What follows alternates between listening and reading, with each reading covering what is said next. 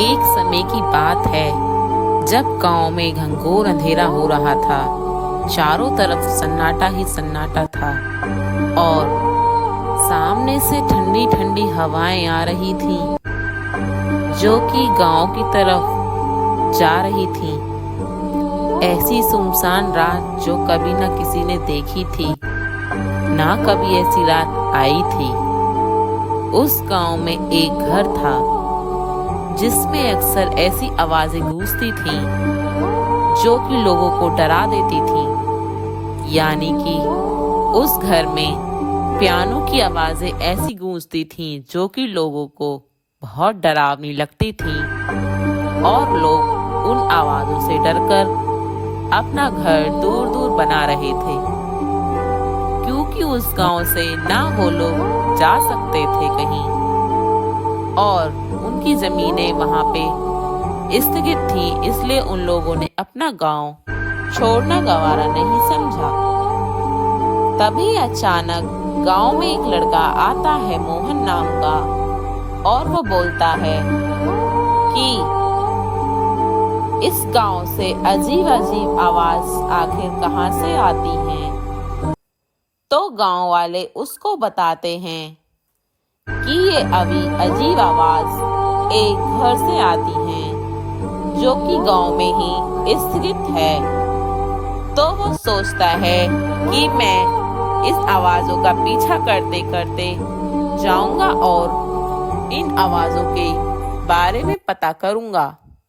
तो गांव वाले उससे मना करते हैं कि नहीं, जो भी वहां गया है आज तक कोई लौट कर नहीं आया। ये सुन मोहन बहुत ज्यादा रोचक हो जाता है और कहता है कि कुछ भी हो जाए, अब तो मैं इस घर में जाकर ही रहूंगा। गांव वाले उसे मना करते हैं और रोकते हैं, परंतु मोहन को अब बस उस घर में जाने की पड़ी थी, क्योंकि वो भी संगीत का शौकीन था।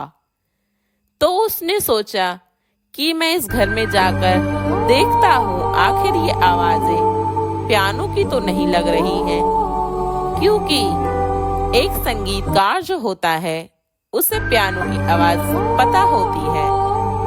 तो वो उस घर में चला जाता है और गांव वालों को बताकर जाता है।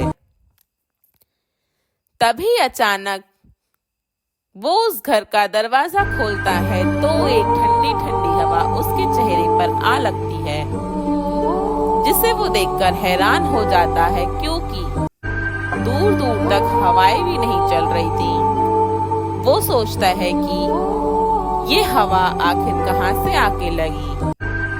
धीमे धीमे जैसे ही वो अपने कदम बढ़ाता है तो वो सोचता है पियानो किधर है, क्योंकि वो बस पियानो की वजह से उस घर में जाता है। उसे एक पियानो सामने नजर पड़ता है।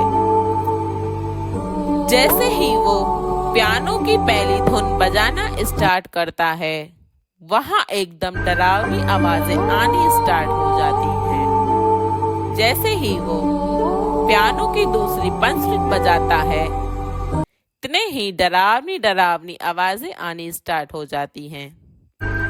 फिर वो सोचता है पियानो की वजह से तो नहीं आ रही। जैसे ही वो पियानो बंद करता है, वैसे ही आवाजें गायब हो जाती हैं। अब वो इस राज को पता करने के लिए वहां रखा हुआ एक नोट उसके वे में पियानो बजाने लगता है और सुर मिलाता है। सुर मिलाते मिलाते मोहन देखता है कि कुछ डरावनी आवाजें आने स्टार्ट हो जाती हैं।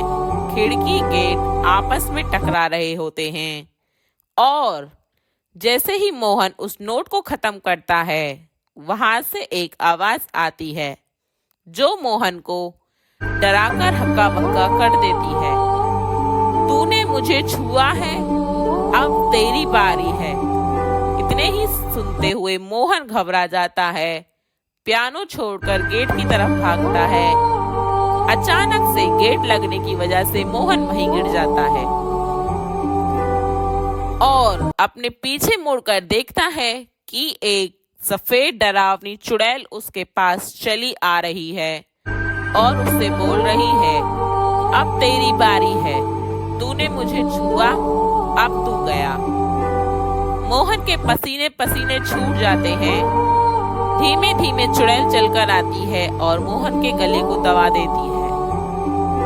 मोहन की मौत हो जाती है और बाहर गांव वाले देख रहे ये नजारा कुछ भी नहीं कर पाते और उस घर को शापित घर बोलकर हमेशा हमेशा के लिए बंद कर देते हैं और गांव से चले जाते हैं।